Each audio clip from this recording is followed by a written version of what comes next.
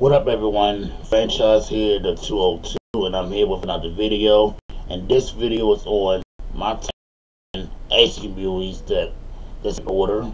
You know, I really don't have no favorite until it hits the top 6. And you know, with number 10, I have Ride Along 2. I feel like Ride Along 2 wasn't as funny as Ride Along 1, but Ride Along 1, it was pretty much showing him that he can be.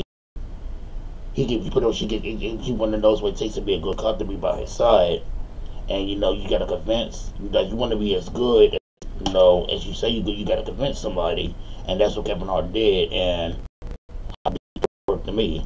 But with Ride Along 2, it was just him about being married to his sister. At that time, I don't, and it was pretty much less meaningful than part 1. Even though marriage has a lot of meaning to it, to me, this didn't show that connection. But number 9 is Lottery Ticket. I'm giving this movie a 5. My brother will give it a 10 because he this one movie that he'll laugh to back to back to back. But I think the only person that made me laugh in that movie was Charlie Murphy, and I just think that I believe it was a fortune cookie that had like numbers, like the lottery numbers on it, and apparently he won. To me, if I can remember, but that's all I know about the movie because that's pretty much seen it once. But number 8 is The Long Shot. It was pretty much I see Schultz to keep on how to play football, how to throw it and whatnot, and I find it interesting how they use stuff on the longest yard to put in the long shot, and they were showing like how they were showing Beyonce, and they were showing Tyra Banks and whatnot. So showing the targets and whatnot, and it also showed how pretty much what Paul Crew did in the longest shot, how he threw the football at the guy's area, and that's how they decided that movie. So I find it interesting and funny, and they also showed about family as well. Number 7 is Ghost of Mars, and Ghost of Mars, I only seen that movie twice, but anyway, Ghost of Mars, I feel like any movie they did on any movie that anybody do on Mars, I find it interesting because it shows that pretty much they send out humans to live up there and all that, so it pretty much draws my attention to see what they do this time and whatnot. All those my green screen, but in real life, it has me interested to see what really is up there, for people that live up there. So they say. Number 6 is The Players Club. I thought I put that as number 5, but number 6 is the Players Club, and we had Bernie Mac, who I believe did a hell of a good job in that movie. We have Ice Cube, we had Depot. I can't remember the girl's name who was the stripper, but it actually shows a lot through that movie, and it's real meaningful. It's a classic, and I'll give this movie a 10 out of 10. It should be higher on my list, which I thought it was, but it draws your attention when you watch it because it's so good that you can't say no to the movie. It's like you always gotta watch it. It's always something new when you watch it. It's like you never saw it before, so you watch it back to back to back to back. Number 5 is Barbershop 1 and 2. I didn't like 3 all that well, so Barbershop 1 and 2 is on my list. Now, who doesn't want to go to the barbershop and talk about life? It felt like you can put all your problems away, push it outside the door, and just have a decent conversation about anything.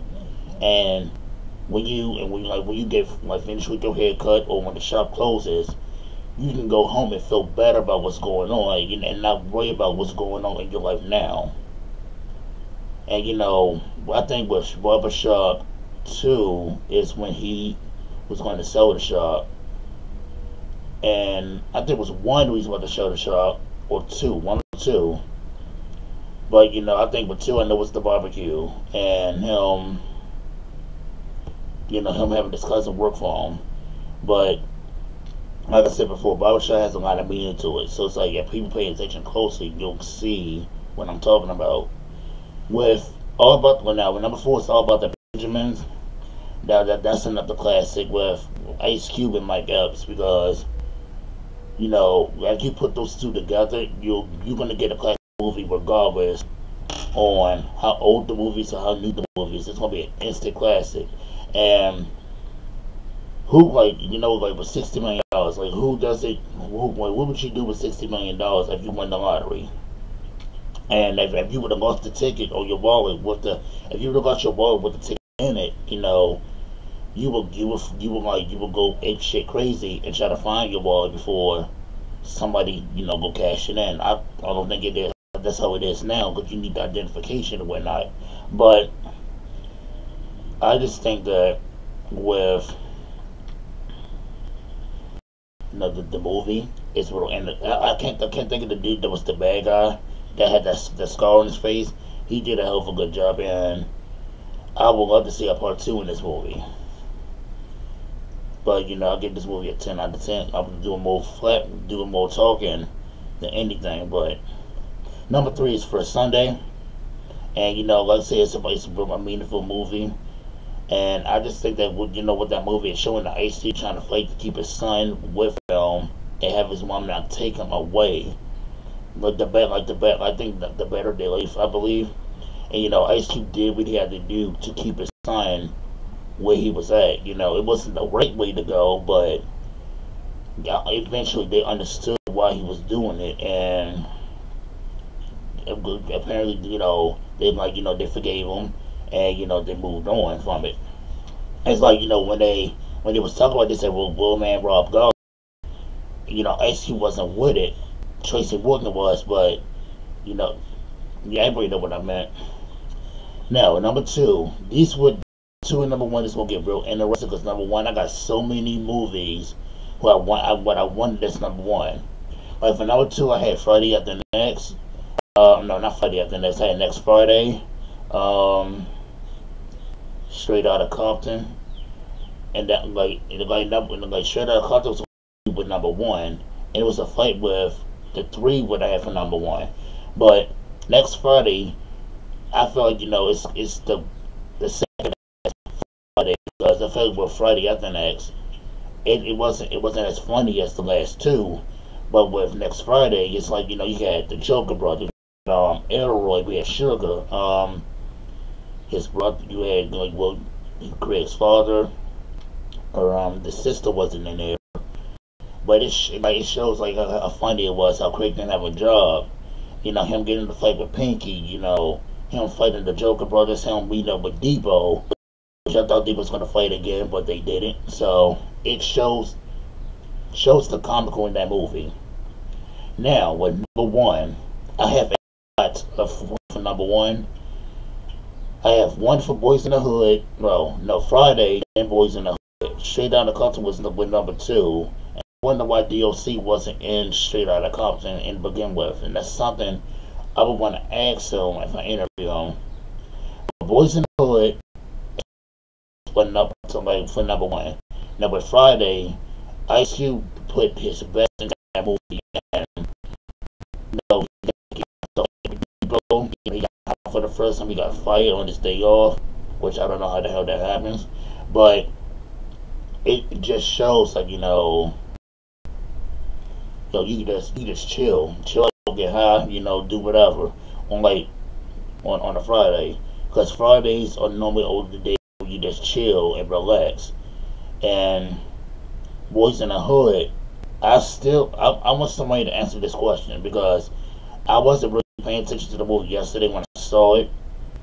Did Doughboy have something to do with his brother getting killed? Because the way that I vision, he got so mistreated from he got treated differently from his brother to the point where I thought he got sick of it. So I think he paid people off to kill his brother. That's the way I visioned it, and that's what I want to know. Did he have something to do with his brother getting killed? That's like the question I asked. Did Jeremiah have something to do with his mom getting killed and the four brothers? And now that this list is over with, I got a question that I want to ask. for the new Friday that's coming out, the last Friday. I heard that they're coming out with it. This shit should have been out a long time ago. But now that Bernie Mac is, he's no longer living. Who's gonna play the pastor at the last Friday? And the only way I watch the last Friday if Chris Tucker's in that movie. If Smokey's not in that movie, I'm not watching it because I feel like you can't make a Friday movie without Chris Tucker. We already went through 2 of them with him not being in it, so let the last one be with him in it. Debo in it has Damon, Epps, Smokey, of course the family and whatnot. Have Sugar in there as well. Bring all the originals back into one and make it one good movie. I feel like that movie's gonna hit the charts.